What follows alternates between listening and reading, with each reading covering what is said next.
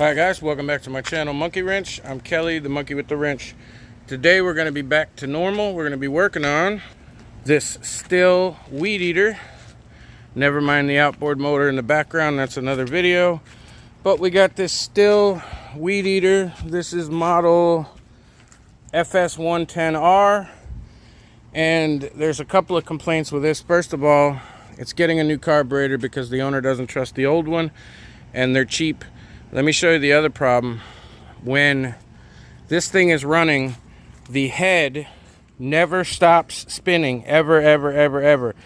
Not at low idle, not even when I pull it, which you'll see in a second. I'm just gonna pull the cord and not start it, and you'll see that spin. So please subscribe.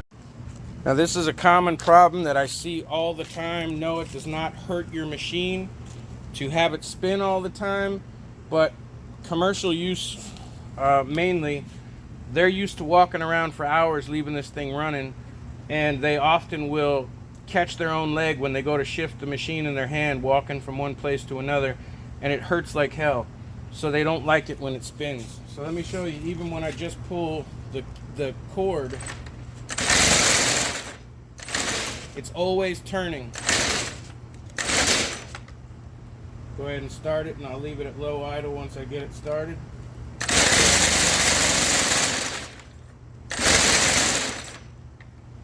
It just doesn't want to run at the moment, which is fine. It's getting a new carburetor.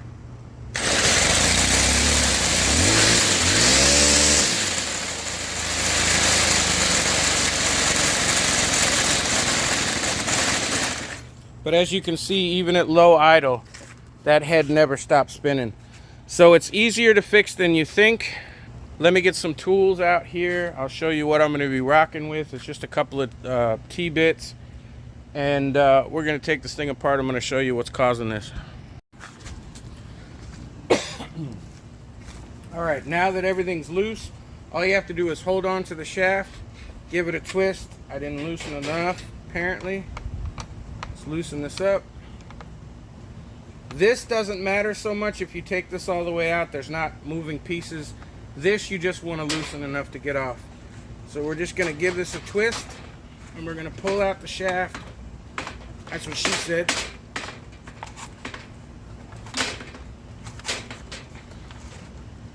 And you're going to make sure that the shaft comes out. It looks like the shaft wants to come with the machine, and I'm trying to do this off camera with my body. It looks like the shaft is pulling out. The inner shaft is pulling out, so let's see.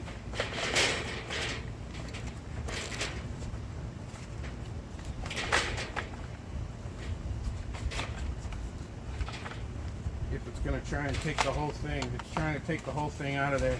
So in our case, our shaft is stuck in there. Let me get some pliers and we'll work that loose. Now there's nothing that locks this shaft, this inner shaft, into the head. It's supposed to just fit in there. So the chances are it just got a little corrosion on it. So what I'm going to do is tap some channel locks on it, and I'm going to give it a couple of taps and see if I can break it free. Tapping it gives it a shock, if I can get these to stay on there.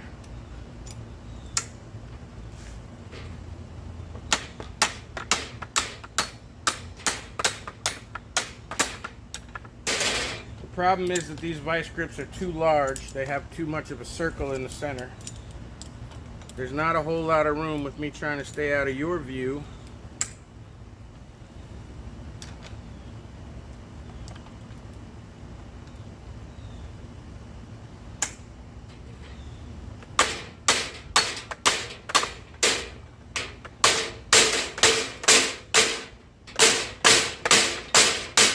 And this thing just does not want to come apart, does it? I don't want to mess up the shaft.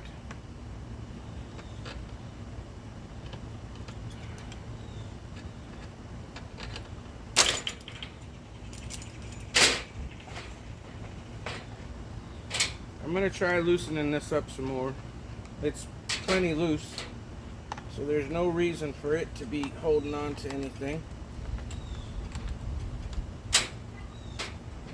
And because this thing is connected to this thing, you can't get any fucking room.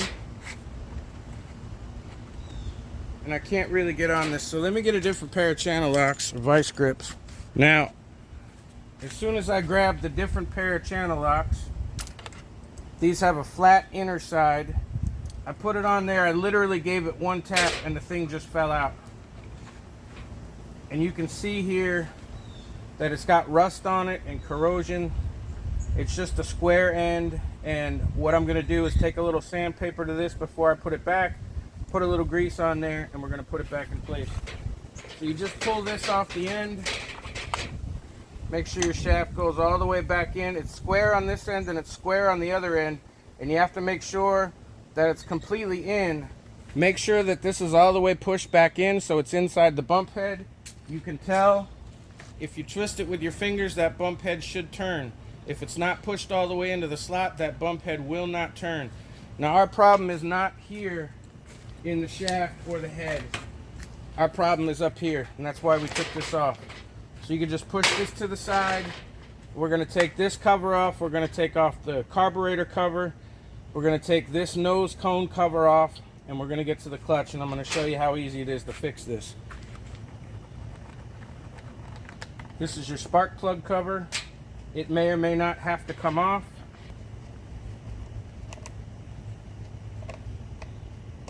Carburetor cover. These are T30s as well. Take off your carburetor cover. Take off your air filter. We're going to take out these two. I believe there's one in the back. It's missing, someone already took it out. And now we can take this top cover off. It just slides off. I know this is a whole lot of work for a stupid problem, but hey, that's how they designed it, and these things are easy to work on. So I won't be complaining about that.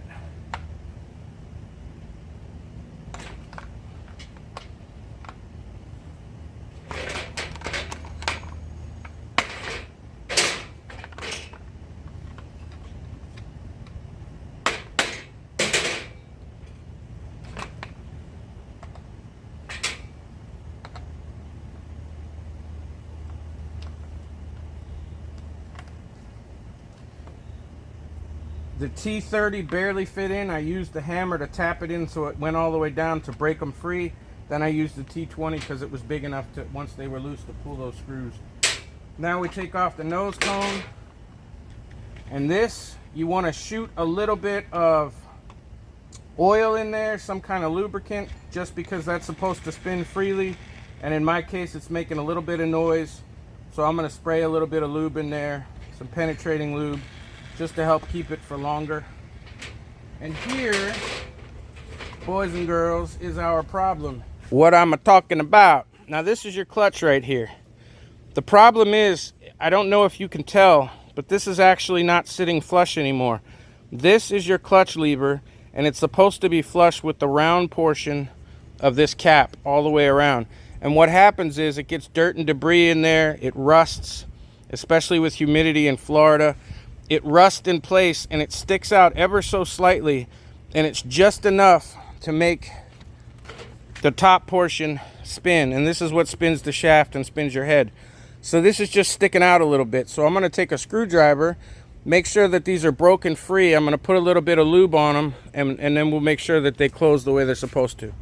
Now I have also seen where the plate has rusted and become damaged. I've also seen where the spring has broken and will not pull those back in, but in this case I think we're just sticking out a little bit far. I'm going to put a little bit of lube in like that. Don't worry, it's not like a brake pad where it can't have any lube on it. This is a centrifugal clutch. It will dry out and it will do what it's supposed to do. Now I just want to take a screwdriver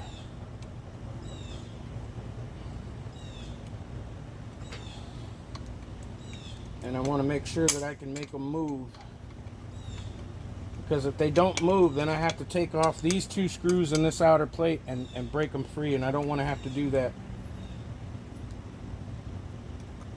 Now we're getting a little bit of movement.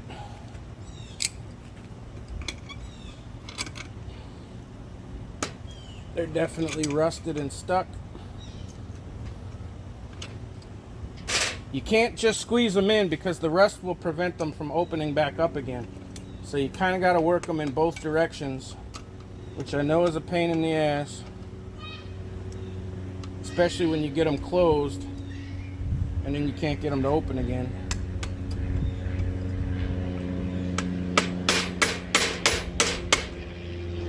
So just work them gently.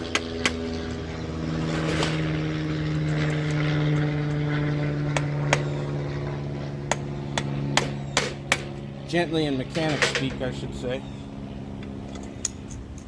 You want to be able to break them free so that they'll move on their own.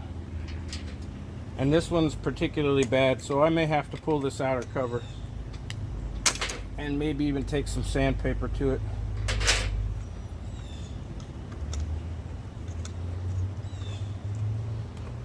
They only have to move a little bit. They are on a big spring, and they're not made to open completely up. They only have to open enough to touch that housing and make it spin. So if you work at it, you got to get them to move freely though. They have to be able to move free, because if they don't, if you got to use pliers to close them and you have to use a screwdriver to open, then there's too much dirt and dust in there. And it looks like I'm going to have to pull this one apart. Alright, I'm using a 10 mil. Make sure it's going in the right direction.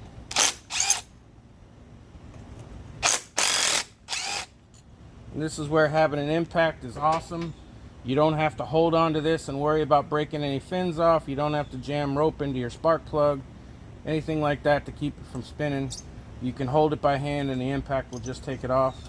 So let's take this off. Make sure that you look at it, take a picture if you have to, so that you know which direction everything's facing that you took off. I'm going to put that face down. There's our clutch. So what I got to do now is take the back plate off, if it'll come.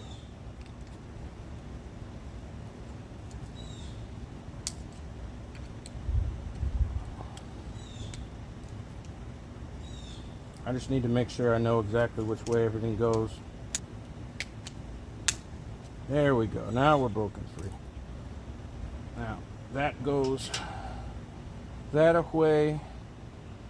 You've got these little divots that stick out, posts maybe. There's little washers on them. It doesn't matter which direction the washers go. Just don't lose those washers. Take those washers. You don't have to take this bit apart. As long as once you get it to this point, you can move it. Usually what happens is it gets stuck between the plate and the arm. So I'm going to get a little sandpaper and I'm going to clean up right here, right here, right here, and right here. And that should give us our movement back. No problem. Now at home, you might not have some sandpaper laying around. It's not important whether it's 100 grit or 500 grit. If you don't have any sandpaper, you can use a green scrubby. They usually will work good enough to get any surface rust off. Now I'm just going to go around these little posts that are sticking up.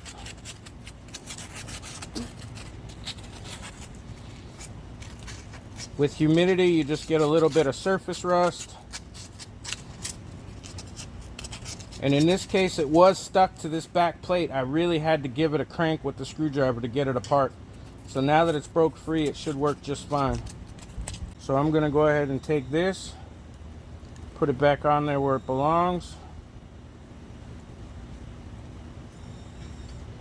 I'm going to put my washers back on. I'm going to put my top cap back on the correct way.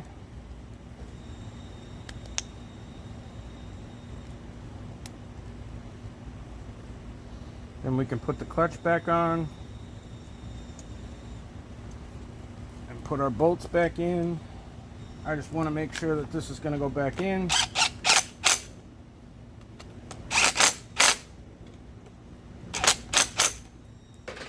and show you that now we're completely flush. It's not sticking out past that plate in any way. I'm just going to go ahead and put it back together. I know we're back in good shape.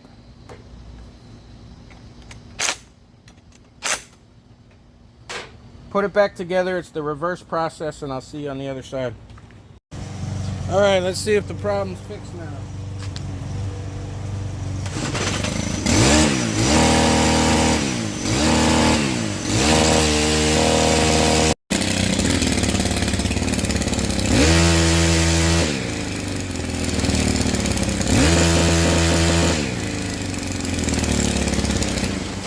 Sometimes you do it and it will wear itself back in. What little rust is still in there will go away. But that's how you access it, that's how you clean it, and that's how you stop that from happening. So at least now you know how to put on a clutch and how to fix it if it sticks. Thanks for stopping by. Thanks for watching. Sorry about the neighbor and his machines.